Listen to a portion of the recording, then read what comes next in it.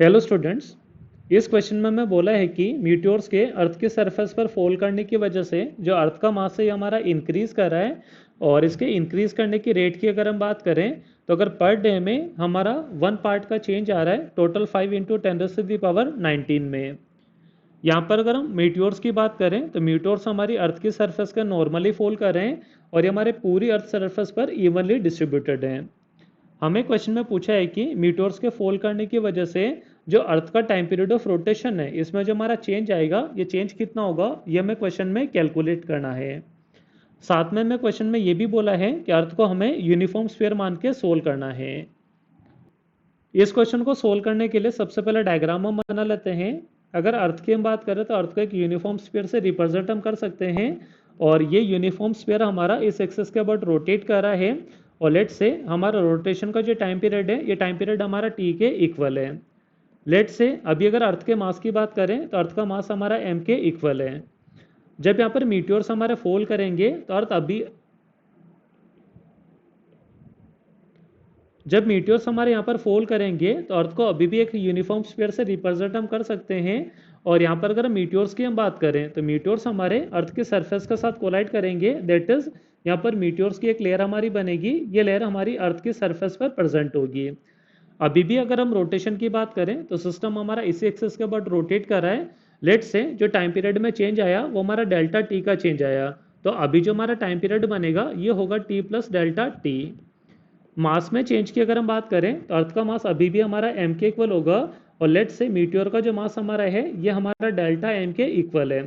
Therefore अर्थ के मास में जो चेंज होगा ये भी हमारा डेल्टा एम के इक्वल होगा।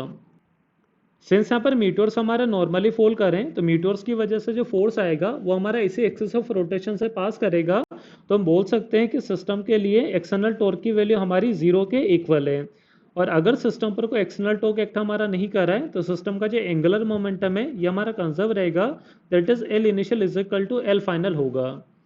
यहाँ पर एंगुलर मोमेंटम कैलकुलेट करने के लिए आई ओमेगा वाला फॉर्मूला हम यूज़ करें तो अगर सिस्टम का इनिशियल मोमेंट ऑफ इनर्शिया हम आई वन लेके चलें, एंगुलर वेलोसिटी को ओमेगा वन लेके चलें तो आई वन ओमेगा वन हमारा इक्वल होगा आई टू ओमेगा टू के। यहाँ पर आई टू हमारा बाद वाला मोमेंट ऑफ इनर्शिया है और ओमेगा टू हमारा बाद वाला एंगुलर वेलोसिटी है।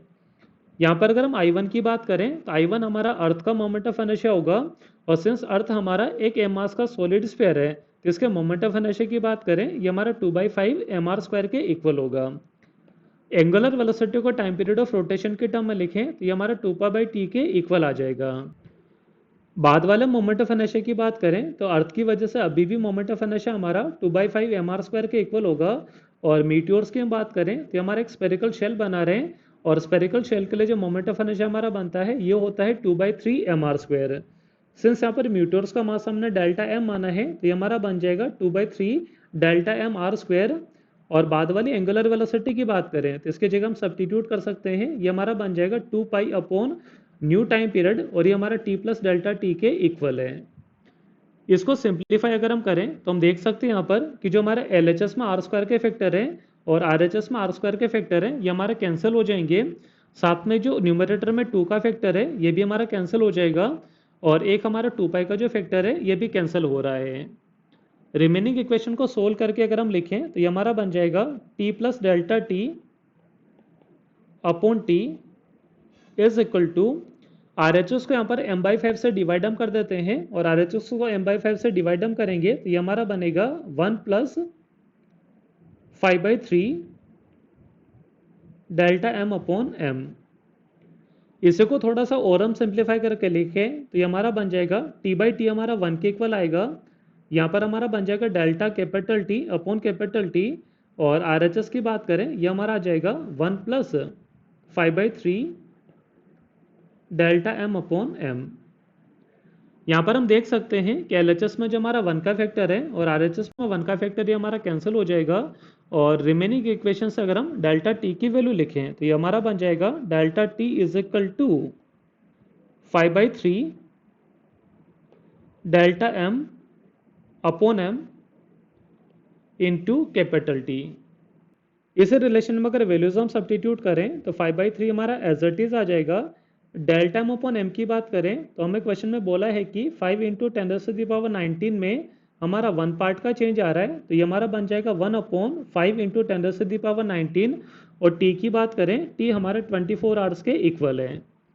इसको अगर हम सोल्व करें, यहाँ पर 5 से 5 हमारा कैंसिल हो जाएगा और 3 से अगर हम 24 को कैंसिल करें, ये हमारा 8 टाइम्स कैंसिल होगा। तो यहाँ से अगर हम डेल्टा टी की फाइनल वैल्यू लिखें, तो ये हमारा बन जाएगा delta T is equal to 8 into 10⁻⁻19 hours, और ये हमारा एक दिन का टाइम पीरियड का चेंज है।